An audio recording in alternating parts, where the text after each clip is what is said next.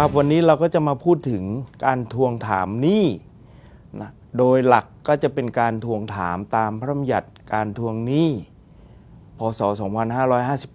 2558ซึ่งกำหนดให้การทวงหนี้ของสถาบันการเงินหรือผู้ให้สินเชื่อซึ่งทำการทวงถามโดยบุคคลซึ่งไม่ใช่ทนายความจะต้องทำการจดทะเบียนขึ้นทะเบียน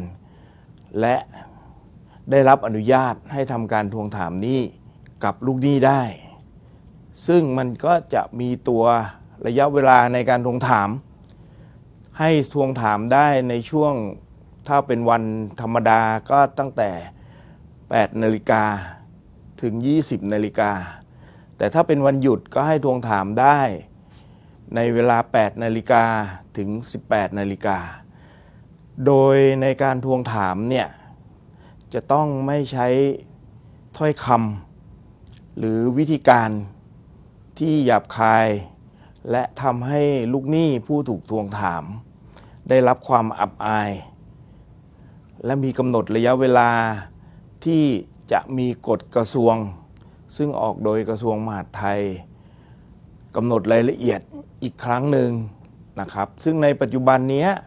ในการทวงถามจะต้องทำการทวงถาม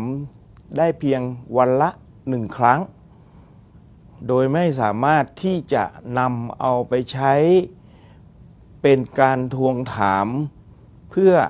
ฟ้องร้องคดีถ้าเป็นการทวงถามเพื่อฟ้องร้องคดีอันนั้นก็ต้องเป็นไปตาม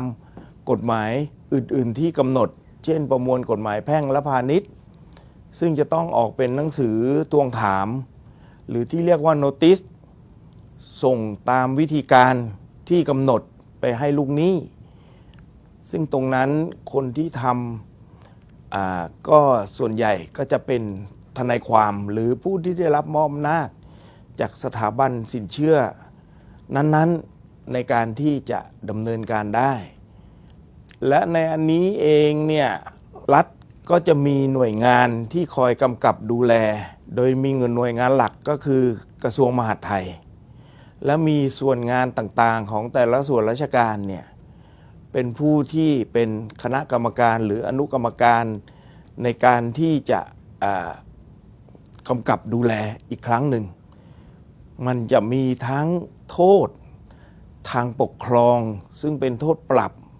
มีมูลค่าสูงตั้งแต่ 500,000 บาทขึ้นไปหรือบุคคลที่ทำการทวงถามโดยไม่ชอบด้วยกฎหมายก็จะมีโทษจำคุกด้วย